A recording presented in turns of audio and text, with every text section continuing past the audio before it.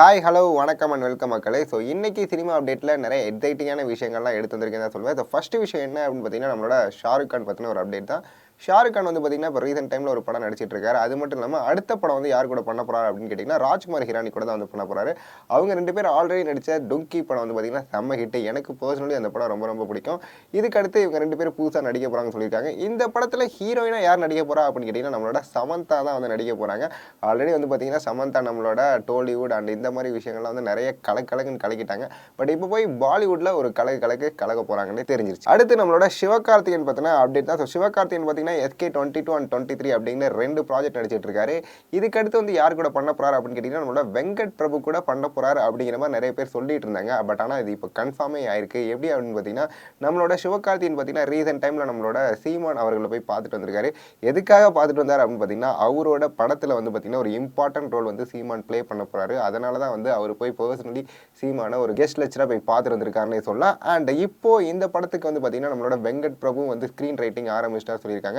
So Sivakarthikeyan and Venkat Prabhu plus Seeman அப்படிங்கும் போதே இந்த கூட்டணி செம்ம ஹிட் ஆக போகிறது தெரியுது. அடுத்ததான் நம்மளோட சந்தானம் பத்தின ஒரு அப்டேட் தான். சந்தானம் வந்து பார்த்தீங்கன்னா லாஸ்டா நடிச்ச படம் வந்து சரியா போனுச்சான்னு கேட்டிங்கன்னா ஓரளவு தான் போனுச்சுன்னு சொல்ல முடியும். அதுக்கப்புறம் என்ன படம் பண்ண போறாரு அப்படின்னு கேட்டிங்கன்னா, இப்போ வந்து அவர் ஒரு படம் வந்து பண்ணிட்டு இருக்காரு.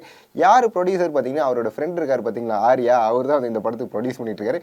இந்த படம் வந்து பார்த்தீங்கன்னா நம்மளோட டிடி ரிட்டர்ன்ஸோட பார்ட் 2 மாதிரி எடுக்கிறதா ஒரு பிளான்ல இருக்காங்க. அண்ட் இந்த படத்தில் ஹீரோயின் வந்து மீனாட்சி சௌத்ரி வந்து பண்ணிட்டு இருக்காங்க. அடுத்ததான் நம்மளோட அட்லி பத்தின அப்டேட் தான். அட்லி வந்து பார்த்தீங்கன்னா லாஸ்டா ஜவான் அப்படிங்கிற ஒரு செம்ம ஹிட் கொடுத்தாரு. அதுக்கப்புறம் யார் கூட பண்ண போறா அப்படின்னு கேட்டிங்கன்னா, நம்ம எல்லாத்துக்குமே தெரிஞ்சிச்சு அல்லு அர்ஜுன் கூட தான் வந்து அடுத்த படம் பண்றாருன்னு.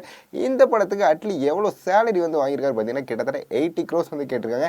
80 crores வந்து பார்த்தீங்கன்னா ஒரே சிங்கிள் பேமெண்ட்டாக கீதா ஆர்ட்ஸ் வந்து அட்லிக்கு பே பண்ணிட்டாங்க. அண்ட் அட்லியும் வந்து ரெடியாக ஷூட்டுக்கு ஓகே சொல்லிட்டாரு. அடுத்ததான் நம்மளோட விஷ்ணு விஷால் பற்றின ஒரு அப்டேட் தான். ஸோ விஷ்ணு விஷால் வந்து பார்த்தீங்கன்னா ரீசென்ட் டைம்ஸில் அவர் நடித்த 2-3 படங்கள் சூப்பராகவே போயிருச்சுன்னு சொல்லலாம். எனக்கு பர்சனலி வந்து பார்த்தீங்கன்னா கட்டா குஸ்தி ரொம்ப ரொம்ப பிடிச்சிருந்தது. அதுக்கடுத்து என்னடா படங்கள்லாம் அவர் பண்ண போறா அப்படின்னு கேட்டிங்கன்னா, இப்போ வந்து பார்த்தீங்கன்னா அருண் ராஜா காமராஜ் அவர் கூட வந்து ஒரு படம் பண்ணுறாரு.